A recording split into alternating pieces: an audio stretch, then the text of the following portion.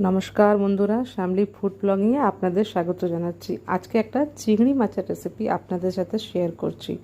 দেখে তো বুঝেই গেছেন আমি চিংড়ি মাছই হবে অভ্যেস। তো এখানে আমি 1 পোয়া চিংড়ি মাছ নিয়ে নিয়েছি। তার মধ্যে ভালো করে হলুদ আর লবণ দিয়ে মেখে নিতে হবে। এটাকে এমনি ভালো করে হলুদ লবণটা মাখিয়ে কড়াতে তেল দিয়ে তারপরে চিংড়ি মাছগুলোকে দিয়ে ভালো করে ভেজে উঠিয়ে নিতে হবে।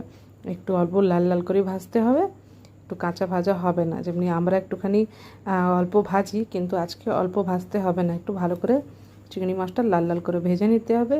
আর এখানে আমি নিয়ে নিয়েছি 3টা ঝিঙা নিয়ে নিয়েছি, ভালো করে কেটে নিয়েছি, আর তার সাথে 2টো টমেটো। আর এখানে চিংড়ি মাছগুলো আমার খুব লাল লাল করে ভালো করে ভাজা হয়ে গেছে। যে তেলটা ছিল ওর মধ্যে অল্প একটু আরও তেল দিয়েছি, আর তার সাথে দিয়েছি এখানে 5 ফোড়ন।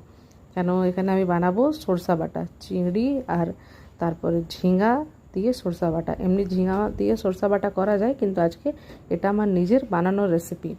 তো আমি এমনি করে চিংড়ি মাছটা ঝিঙা দিয়ে বানাই, খুব ভাল লাগে।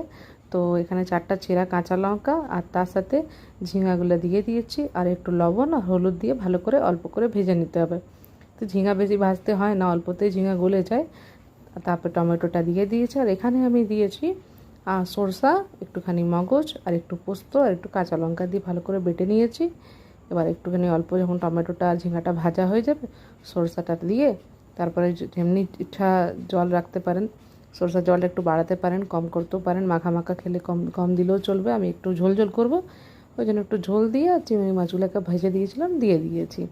আর তারপরে 5 থেকে 7 মিনিট ঢেকে নিন, কেন চিংড়ি তো এমনি নিজে 5 মিনিটে হয়ে যাবে ভাজা চিংড়ি, আর ঝিঙাও 5 থেকে 7 মিনিটে হয়ে যাবে। আমার এই রেসিপিটা আপনারা ঘরে বানিয়ে খান, আর আমাকে ভিডিওটা লাইক আর কমেন্ট করে জানাবেন কি আমার এই রেসিপিটা আপনাদেরকে কেমন লাগলো। আরও যদি রেসিপি আপনাকে দেখার আছে আমাকে কমেন্ট করে জানান, আমি মাছের আরও রেসিপি আপনাদের সাথে শেয়ার করব।